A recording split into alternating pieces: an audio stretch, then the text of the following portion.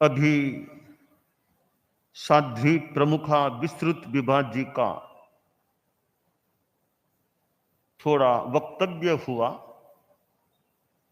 पर वक्तव्य में एक कहानी या प्रसंग जो भी आपने बताया कि मंदिर बना दिया तो हिंदू का आना मुसलमानों का आज नहीं आना, मस्जिद बना दे तो मुसलमानों का आना और हिंदुओं का नहीं आना, यानी सीमाकरण, तालाब बना दिया तो हिंदू मुस्लिम सबका आना। यह कहानी या प्रसंग मैंने सुना तो थोड़ा एक मन में चिंतन उभरा कि तालाब बनाना भी एक लौकिक दृष्टि से भी प्यासे को पानी मिल जाए तो कितनी बड़ी बात है, पानी का बड़ा महत्व है। तो तालाब मिल जाए, प्यासे को पानी मिले, तो एक लौकिक संदर्भ में वहां हिंदू मुस्लिम कितने लोग आ सकते हैं। तो वो एक लौकिक दृष्टि से तो वो बात हो गई, मान लो। एक दूसरा चिंतन ये आया कि मंदिर बनाते हैं तो मुसलमान नहीं आ रहे हैं, मस्जिद बनाए तो हिंदू वो नहीं आ रहे हैं, तो वहां अनुभूत पुस्तकालय बना दिया जाए, तो एक अनुभूत पुस्तकालय बना दिया जाए, फिर लोगों को बताए कि अनुभूत पुस्तकालय में न हिंदू की बात है न मुसलमान की बात, वहां मानव जीवन जीने की बात है। इसलिए हिंदू भी आ सकते हैं, मुसलमान भी आ सकते हैं, क्रिश्चियन भी आ सकते हैं, सिख भी आ सकते हैं। तो तालाब बना दे तो लौकिक दृष्टि से वो उपयोगिता हो गई, और अनुव्रत भवन या अनुभूत पुस्तकालय बन जाए तो सभी धर्मों के लोग वहां आकर मानव जीवन जीने की प्रेरणा ले। यह भी एक संदर्भ है कि सबको कैसे, अनुव्रत एक ऐसा तत्व है वो इस रूप में मानो सबको जोड़ने वाला है। मैं अब अपनी बात को इस रूप में प्रस्तुत करना चाह रहा हूं कि जैसे तालाब सबको जोड़ने वाला है, तो अनुव्रत भी सबको एक तरह से जोड़ने वाला है। क्यों जोड़ने वाला है कि अनुव्रत का जहां मंच है वहां यह कोई मुद्दा नहीं है आप हिंदू हो, मुसलमान हो, जैन हो, अजैन हो, या आप इंसान हो, इंसानियत के सिद्धांतों को आत्मसात करना चाहो, छोटे छोटे अच्छे नियमों को आत्मसात करना चाहो, तो आपका स्वागत है। आप सीखो, समझो और जीवन में अहिंसा, नैतिकता, संयम को स्वीकार करो।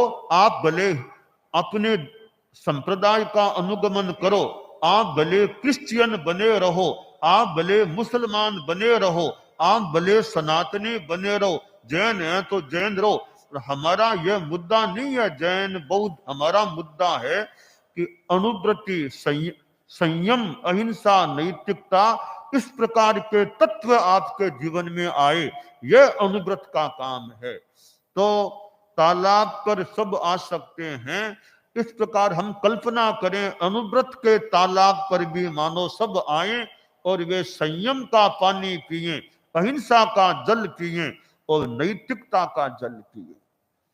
परम पूज्य आचार्य श्री तुलसी ने ऐसे, अनुव्रत तो प्राचीन है हमारे आगम्य और में, पर अनुव्रत को जो व्यापक रूप मिला वो संभवतः एक आचार्य श्री तुलसी ने जो ये छोटे छोटे नियमों के रूप में जो काम आगे बढ़ाया, वो शायद थोड़ा नया या नई अभिव्यक्ति हो सकता है। तो आज यह लेखक पुरस्कार का प्रसंग चल रहा है। लेखक दुनिया में कई हो सकते हैं, लेखक लेखक में अंतर हो सकता है, वक्ता वक्ता में अंतर हो सकता है, और श्रोता श्रोता में भी अंतर हो सकता है।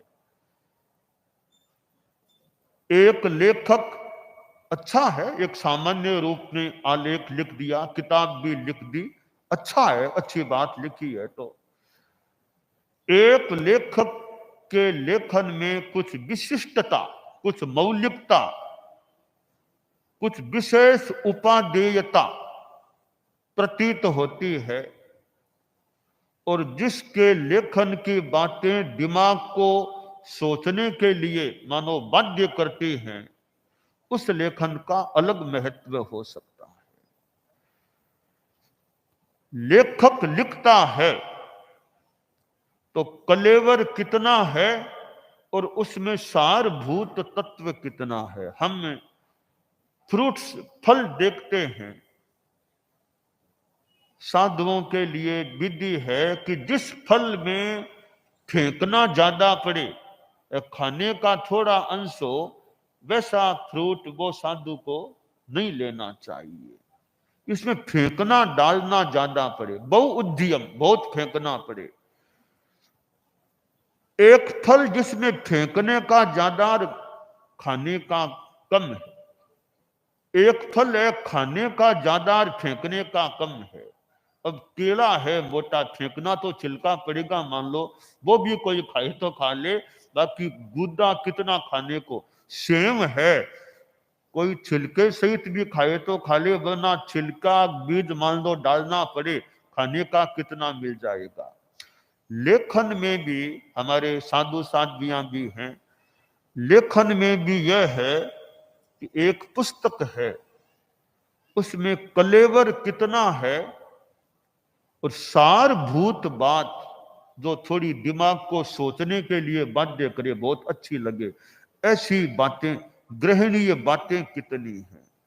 बस यह लेखन की एक कसौटी है कि उसमें कलेवर कितना और सारभूत बातें कितनी। तो कलेवर हो जितना हो, सारभूतता उसमें अच्छी हो, तो उस लेखन का, उस पुस्तक का, उस आलेख का अधिक महत्व हो सकता है। एक ऐसी पुस्तक जिसको विद्वान भी पढ़ने के लिए इच्छा करें भी, इनकी पुस्तक है, पढ़ें देखें क्या लिखा है, तो लेखक की एक अपने आप में प्रतिष्ठा हो जाए कि इनकी किताब है, वो हम भी देखें क्या लिखा है। तो लेखन में मौलिकता होती है, लेखन में शब्द सौष्ठव भी होता है, लेखन में सारभूतता होती है। वह लेखन गरिमापूर्ण हो सकता है।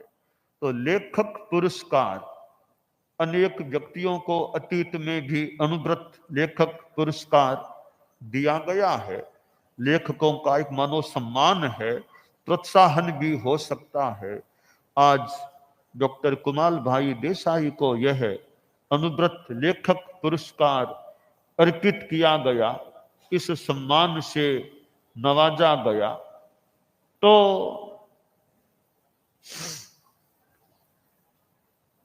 अच्छा,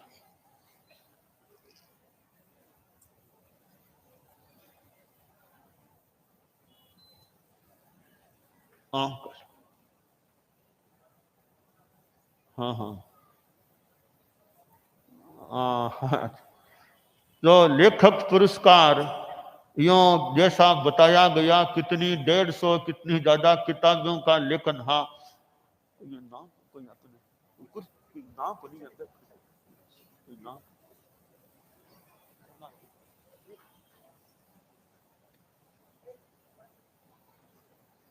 हाँ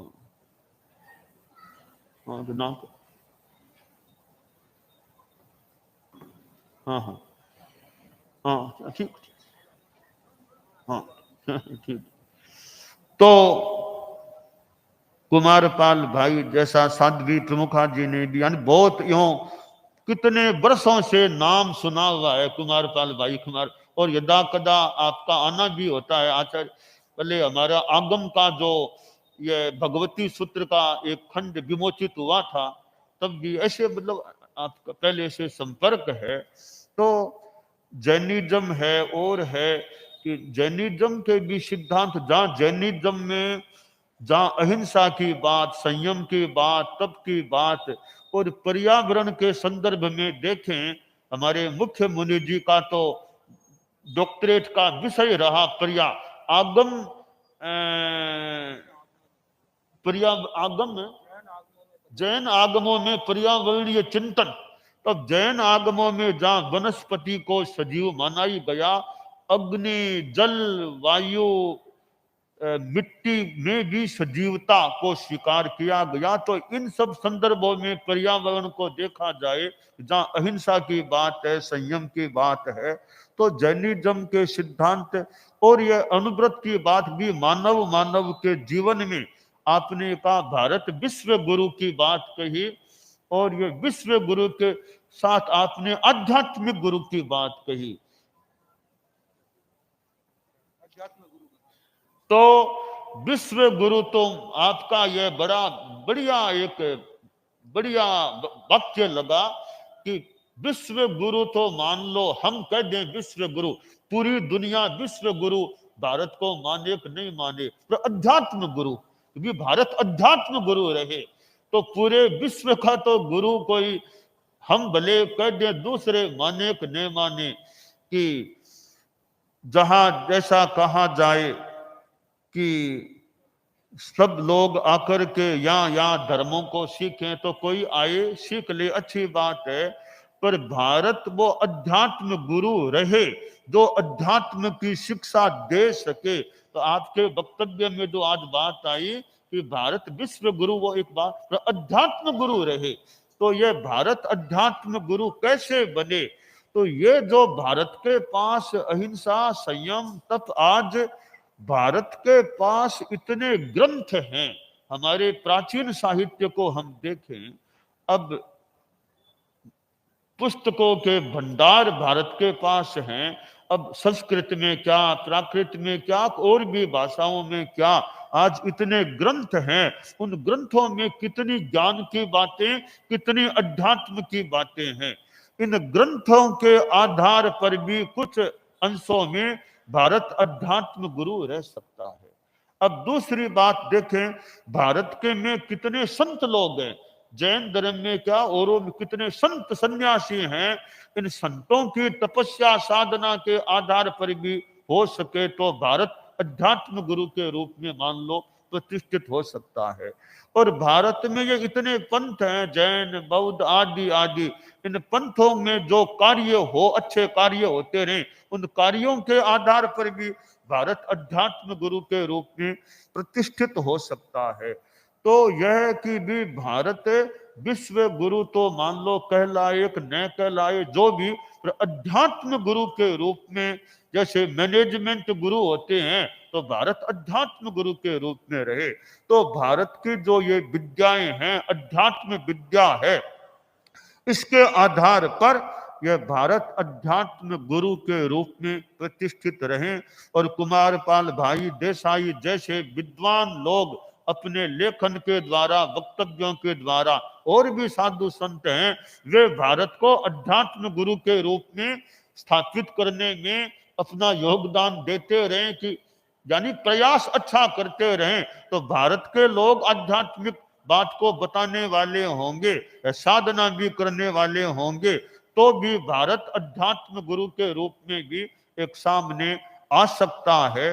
तो ये कुमारपाल भाई देसाई हमारी दुनिया में अच्छे विद्वान लोग हों, अच्छे लेखक हों, अच्छा चिंतन दे सकें, ऐसे व्यक्तित्वों का मूल्य है, महत्व है, कि जिनका अपना अच्छा चिंतन है, अच्छी वक्तव्य शैली है, बढ़िया लेखन है। यह होना एक बहुत एक अच्छी जीवन की उपलब्धि होती है। बताया गया कितने पुरस्कार, कितने सम्मान पद्मश्री और मिले हैं। तो ये पुरस्कार सम्मान मिलना भी कि आदमी की गुणवत्ता को अभिव्यक्ति देने वाले ये पुरस्कार सम्मान भी उसमें निमित्त बन सकते हैं। तो डॉक्टर श्री कुमारपाल भाई देसाई वो न केवल गुजरात, विदेश क्या, देश क्या, जहां जितना अध्यात्म का, धर्म का प्रसार करने में लेखन के द्वारा, भाषण के द्वारा, बातचीत के द्वारा जितना प्रसार कर सके, करने का प्रयास यथासंभव करते रहें। स्वयं की साधना भी फलवती और गतिमती के रूप में रहे। और यह अनुव्रत विश्व भारती सोसाइटी जो अनुव्रत का काम करने वाली है, वह भी खूब अच्छा काम करते रहे। और कुमारपाल भाई देसाई के लेखन का, इनके वक्तव्यों का अच्छा उपयोग होता रहे। मंगल का।